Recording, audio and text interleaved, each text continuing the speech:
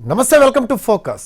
నా పల్నాడు వెలలేని మాగాణిరా, ఇవి ప్రముఖ సంఘ సంస్కర్త బ్రహ్మనాయుడి మాటలు. నాటి పౌరుషాల గడ్డ పల్నాడు నేటికి రగులుతూనే ఉంది. రాజులు పోయారు, రాజ్యాలు అంతరించాయి. పల్నాడు చరిత్ర రక్షాక్షరాలను లిఖించుకోంది. నాటి రక్తపు టేరులు నేటికి పారుతున్నాయి. పల్నాటి బ్రహ్మన్నలు, మార్చల్ల నాగమ్మలు లేకపోవచ్చు, కానీ కక్షలు, కార్పణ్యాలు, ఆధిపత్య పోరులతో పల్నాడు నేటికి అట్టుడుకుతూనే ఉంది.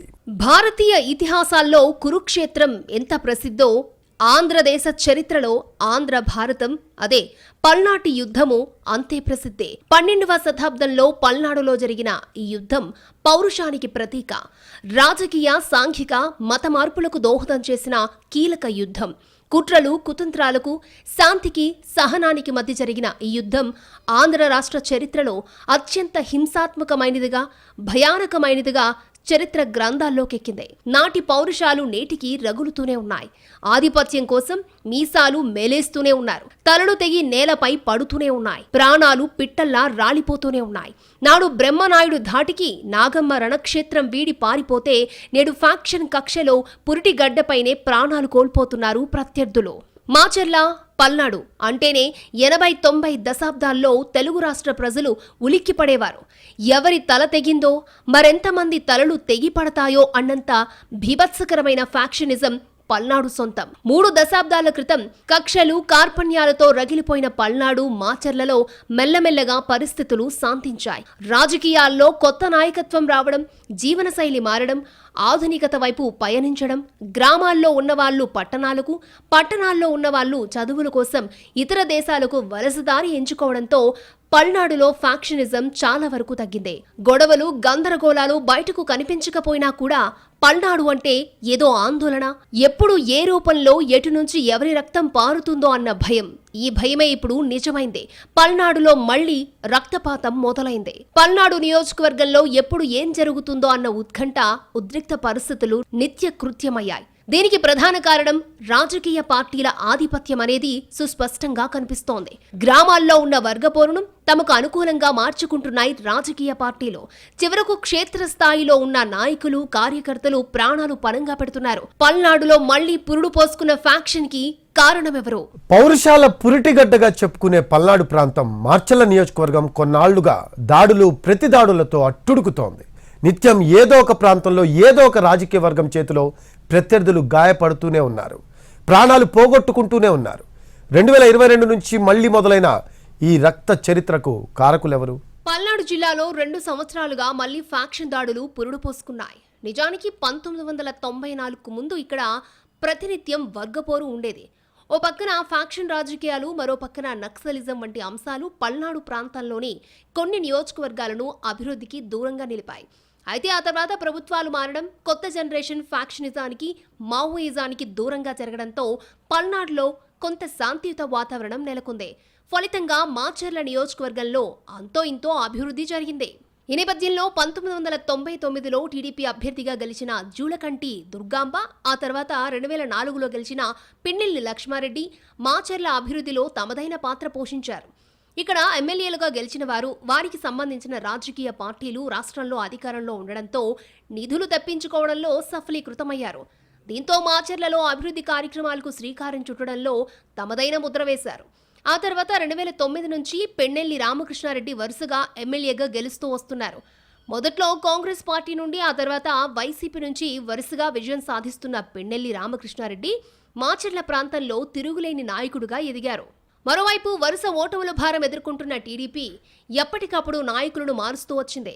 2019 ఎన్నికల్లో ఓటమి తర్వాత ఇక్కడ ఒక బలమైన నాయకుడిని ఇన్ఛార్జిగా నియమించాలన్న ఆలోచన చేసింది. ఒక పక్క మాచర్ల నియోజకవర్గంలో టీడీపీ శ్రేణులపై జరుగుతున్న దాడులను అడ్డుకుంటూనే మరోవైపు పార్టీని బలోపేతం చేసే నాయకుడిని రంగంలోకి దింపాలనుకుంది. ఈ వ్యూహంలో భాగంగానే రాజకీయ కుటుంబ నేపథ్యం, మాజీ ఎమ్మెల్యే దుర్గాంబ తనయుడైన బ్రహ్మారెడ్డికి ఇన్ఛార్జి బాధ్యతలను అప్పగించింది.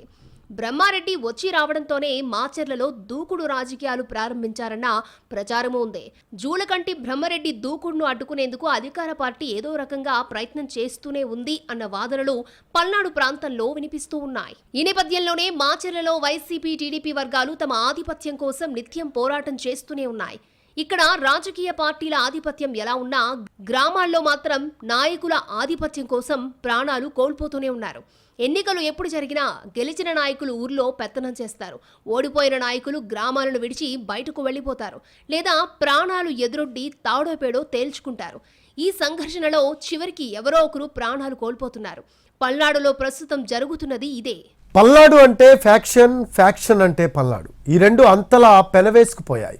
4G, 5Gలతో మునిగి తేలుతున్న నేటి యువతరానికి పల్నాడులో తాజాగా జరుగుతున్న హత్యలు ఫ్యాక్షన్ అంటే ఏంటో చెప్తున్నాయి. పల్నాడు ప్రాంతం మాచర్లలో 2 సంవత్సరాలుగా జరుగుతున్న వరుస హత్యలు, దాడులు ఈ ప్రాంతాన్ని మరోసారి ఫ్యాక్షనిజం వైపు నడిపిస్తున్నాయి. 2019 ఎన్నికల తర్వాత పల్నాడులో ఓడిపోయిన టీడీపీ నాయకులు కొందరు గ్రామాలు ఖాళీ చేసి వెళ్లిపోయారు. మరికొంతమంది ఊర్లో ఉండి పోరాటాలు చేస్తూనే ప్రాణాలు కోల్పోయారు. వెల్దుర్తి మండలం గుండ్లపాడులో జరిగిన ఓ హత్య పల్నాడులోనే కాదు రాష్ట్ర వ్యాప్తంగా సంచలనం కలిగించింది. టీడీపీ నాయకుడు చంద్రయ్యను ప్రత్యర్థులు అతి కిరాతకంగా గొంతు కోసి చంపేశారు. ఈ దృశ్యాలు మీడియాలో విస్తృతంగా ప్రచారం కావడంతో రాష్ట్రం ఒక్కసారిగా ఉలిక్కిపడింది. పల్నాడులో రాజకీయాల అరాచక పరిస్థితి ఇలా ఉంటుందా, ఇలా దాడులు చేసుకుంటారా అనే చర్చ నేటి తరంలో ప్రారంభమైంది. టీడీపీ అధినేత చంద్రబాబు నాయుడు చంద్రయ్య హత్య వార్త తెలుసుకుని అప్పటికప్పుడు మాచర్లకు వెళ్లారు. స్వయంగా చంద్రయ్య పాడి మోసే పరిస్థితి వరకు వెళ్లింది పల్నాడు రాజకీయం. చంద్రయ్య హత్యతో టీడీపీ ఇక బలమైన తిరుగుబాటు చేయాలనే నిర్ణయానికొచ్చింది. ఆ తర్వాత నిత్యం వైసీపీ నాయకులను అడ్డుకోవడం, గ్రామాల్లో ఎదురు తిరగడం వంటి సంఘటనలు ప్రతి చోట ప్రతిరోజు జరుగుతూనే ఉన్నాయి. దీనికి ప్రతిగా ప్రత్యర్థుల నుంచి దాడులు కూడా జరుగుతున్నాయి. చంద్రయ్య హత్య తర్వాత కొన్ని నెలలకే జూన్ 3, 2022లో దుర్గి మండలం జంగమేశ్వరపాడులో జల్లయ్య అనే టీడీపీ నాయకుణ్ణి హత్య చేశారు ప్రత్యర్థులు. ఇది వైసీపీ చేసిన హత్యేనని టీడీపీ ఆరోపించింది. వరుస హత్యలతో మాచర్ల మొత్తం అట్టుడికిపోయింది. టీడీపీ నిర్వహించిన ఇదేం కర్మ రాష్ట్రానికి అనే కార్యక్రమం చినికి గాలివానలా మారి మాచర్లలో టీడీపీ కార్యాలయం దగ్ధమయ్యే వరకు వెళ్లింది పరిస్థితి. అల్లరి మూకలు కర్రలతో, పెట్రోల్ బాంబు సీసాలతో మాచర్లలో అరాచకాన్ని సృష్టించారు. ఇది ఏ పార్టీ వారు సృష్టించారు, ఎవరికి ఎవరు సమాధానం చెప్పారు అనే విషయాన్ని పక్కన పెడితే మాచర్ల ప్రజలు మాత్రం ఆ రాత్రి బిక్కుబిక్కుమంటూ కాలం గడిపారు. ఆ రోజు పోలీసులు మాచర్లలో పరిస్థితులను అదుపు చేయకపోతే మారణ హోమమే జరిగేది అనడంలో ఎలాంటి సందేహమూ లేదు. ఈ రోజు మొదలైన ఈ వివాదాలు, విధ్వంసాలు నేటికి కొనసాగుతూనే ఉన్నాయి. ఈ మధ్య మరోసారి దుర్గి మండలంలో టీడీపీ నాయకులపై దాడి, ఆ వెంటనే రెంటచింతల మండలం మంచికలలో వైసీపీ నాయకులపై దాడి వంటి ఘటనలు జరిగాయి. దీన్ని బట్టి మాచర్ల రాజకీయ నిజ స్వరూపమేంటో తెలుస్తోంది. కారణం ఏదైనా, కంటెంట్ ఏమున్నా రక్తపాతం జరగాల్సిందే అనుకుంటున్న నాయకులు ఇక్కడున్నారు. మాచర్ల ఫ్యాక్షన్ రాజకీయాలతో ఉడికెత్తిపోవడానికి ఇదే ప్రధాన కారణమని చెప్పొచ్చు. మాచర్ల ప్రాంతంలో జరుగుతున్న హత్యాపూరిత రాజకీయాలకు ఆధిపత్యం ఒక కారణమైతే ఆత్మాభిమానం మరో కారణమంటున్నారు ఇక్కడి నేతలు. 20 సంవత్సరాలుగా మాచర్ల ప్రాంతంలో నియంతృత్వ పోకడలు పెరిగిపోయాయని, ప్రజలు తిరుగుబాటు చేసే వరకు వచ్చారని అంటున్నారు. ఆ తిరుగుబాటును తట్టుకోలేక అధికార పార్టీ దాడులు చేస్తోంది అనేది నాయకులు చెబుతున్న మాట. వాస్తవానికి మాచర్లలో జరుగుతున్నదంతా పవర్ పాలిటిక్స్, ఆధిపత్య పోరు.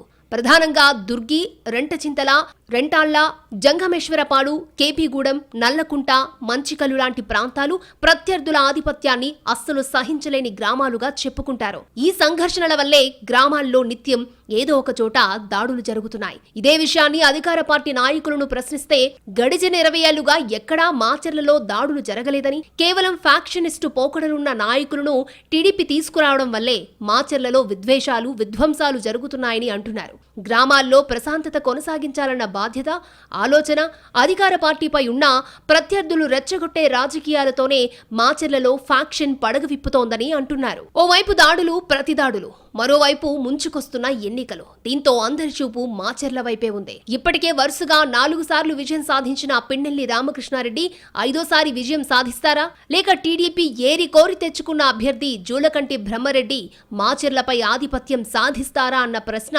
పల్నాడులో తీవ్ర చర్చకు దారితీస్తోంది.